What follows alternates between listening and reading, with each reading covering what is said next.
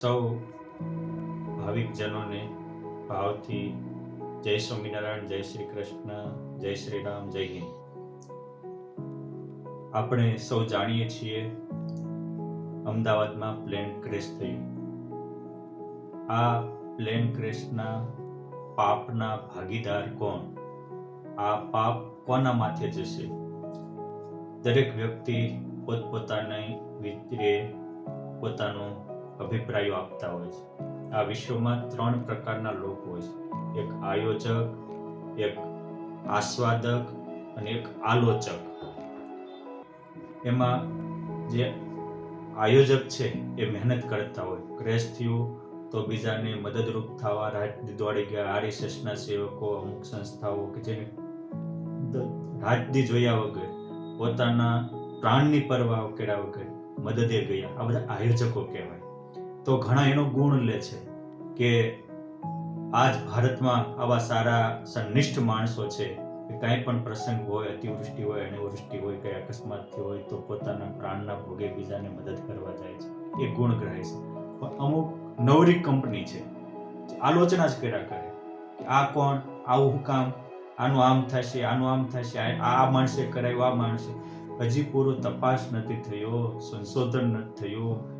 સુજ્ઞ માણસો પ્લેનના બ્લેક બોક્સમાંથી સારી માહિતી મેળવવાનો પ્રયાસ કરી રહ્યા છે. નિષ્ણાતોનું કહેવું છે કે હજી એનો નિર્ણય પણ સમથિંગ 25-30 કે દિવસ કે તે ઉપરાંત સમયની આવી શકે. તો પણ અમુક નવરી કંપની બધાને કીધા રાખે આમાં તો ગુનેગાર આરએસએસ વાળા છે, આમાં તો ગુનેગાર ભાજપ સરકાર છે, આમાં તો આ ગુનેગાર છે, આમાં તો આ ગુનેગાર છે. એટલે આજે બીજાને ગુનેગાર ઠેરાવનારા છે એ બધા આ પાપના દોષી છે. એટલે તમતાર પ્રેમથી બીજાની ટીકા નિંદા કરવાની. એટલે આ જેવું નાનું મોટું પાપ થતું હોય એ આપણે સુખે લઈ અને સુખે નરકમાં જાવી. આપણા ગ્રંથોમાં, ધર્મ ગ્રંથોમાં સ્પષ્ટ લખ્યું છે કે એક સદાવ્રતી સદાવ્રત આપતા હતા અને એમાં કોઈ યાત્રિકો ત્યાં જમવા જતા હતા. હવે સદાવ્રતી તો સદાવ્રત આપતા હતા, જમવા જતા હતા. એમાં એક ભાઈ પીરસવા જતા હતા. આકાશમાંથી સમળી સર્પને લઈને જતી હતી. એમાં ઝેરનું ટીપું સર્પના મુખમાંથી ગયું. એ 4 યાત્રિક જેમાં મૃત્યુને પામ્યા. થોડા દિવસ થયા ત્યાં બીજા ત્યાં જમવા આવ્યા. એટલે પૂછ્યું કાંઈ કોઈ જમાવડે એવો છે? તો કે હા, જો હા મેં ઓલા શેઠ સદાવ્રત આપીશ, થોડા દી પહેલા 4 પ્રાણ લીધા હતા, હવે તમે જાઓ.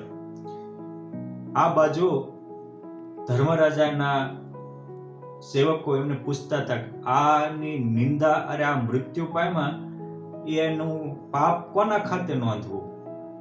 સંભળી એનો ખોરાક હતો એટલે લઈને જાતી હતી. સર્પ પરાધીન હતો. શેઠ તો સદાવ્રત આપવા પરોપકાર કરતા હતા. જે લઈને જતા હતા નોકર પીરસનારા, એને તો ખબર જ નથી. આ બધું જ અજાણતામાંથી થયું. કોના નામે આ લખવું? એમાં આ બોલ્યા કે જો ઓલા 4 માર્યા હતા, જાઓ. એટલે ધર્મરાજે તરત જ હિસાબ આપી દીધો કે આ 4 નામે લખી નાખો. આવી જે બીજાની નિંદા ટીકા કરનારી નવરી કંપની છે એ જ આ પાપના ભાગીદાર છે. અને ભારત દેશને અધોપતન કરાવનારી આવી કંપનીઓ છે અને કૃતજ્ઞ લોકો કહેવાય. એટલે અનુભવી સંતોએ કીધું છે કે નિંદક નિયર રાખી આંગન કુટીર બંધાય, બિન સાબુ બિન પાણી અબ ખુદ કે કરત સફાઈ. આપણી સફાઈ કરે છે અને આ બિના સાબુન બિના પાણીએ, અને એ ખુદ નરકમાં જાય છે. માટે આવી ખોટી નિંદા અને અફવાથી આપણે બચતા રહેવું. અને આમાંથી શીખવા જેવું ઘણું છે કે દરેકના અનેક અરમાનો હતા.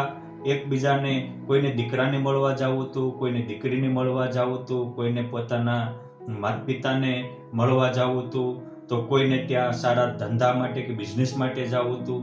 પણ અચાનક કાળ આંબી જાય છે. આપણા ધર્મગ્રંથોમાં લખ્યું છે કે નહીં આગળ કાગળેથી જણાવે, નહીં કોઈ સાથે સંદેશો કહાવે.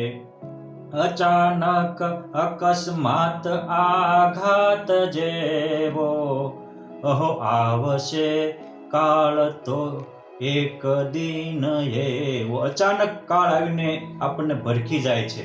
માટે સુજ્ઞ માણસોએ વૃત્તિઓ વાળી ઈશ્વરની આરાધના કરવી જોઈએ. આવા કાર્યમાં અકસ્માતમાં પણ ભગવાનને જેને બચાવવા હતા તો એને ભગવાને બચાવ્યા છે. આવા કાર્યમાં અકસ્માતમાં પણ એક ગીતાજીની બુક બળ્યા વગરની મળી આવી એવું લોકોનું કહેવું છે. તો આ ભગવાન જેને રાખે એને કોઈ વાળ વાંકો કરી શકતા નથી. માટે આપણે આમાંથી શીખી વૃત્તિઓ વાળી પરમાત્મા પરાયણ થવું. ભગવાનના સદગ્રંથો રામાયણ છે, ભાગવત છે, ગીતાજી જેવા છે એને સાથે રાખી એના વિચારો આપણા અંતરમાં રમશે તો આપણે ભાગ્યના દ્વાર ખુલી જશે. માટે અચાનક કાળ આપણને આંબે એ પહેલા આપણે આપણું કરી લેવું. આ દેહનો ફ્યુઝ ઉડે એ પહેલા આપણું કલ્યાણ થાય એમ એનો યુઝ કરી લેવો. આ દેહનો એન્ડ આવે એ પહેલા પરમાત્માને પામી જવાય એવું સ્ટેન્ડ ગોઠવી લેવું. તો આપણે સુખી થઈ જઈશું. અને ઓલા તો સુખે ભલે આ પાપનો બોજો લઈ અને આપણને હળવા કરી અને પરમાત્મા તરફ મોકલતા, પરંતુ આપણે જે કોઈ આવી ખોટી અફવાઓ ફેલાવતા હોય આવા ને સપોર્ટ પણ ન આપવો અને એનાથી દૂર રહી અને આપણે આપણું કર્તવ્ય બજાવી આપણા જન્મને ધન્ય ધન્ય બનાવીએ. આપણામાં પણ આવી સુમતિ આવે, સદવિચારો આવે અને આપણે પણ સારા કાર્યના સહભાગી બની આમાં જે કોઈ મદદરૂપ થયા એના આસ્વાદક બની આપણા જીવનને ધન્ય ધન્ય બનાવીએ એવી પરમ કૃપાળુ પરમાત્માના પાવન ચરણોમાં પ્રાર્થના અસ્તુ. જય સ્વામિનારાયણ, જય હિન્દ, જય ભારત.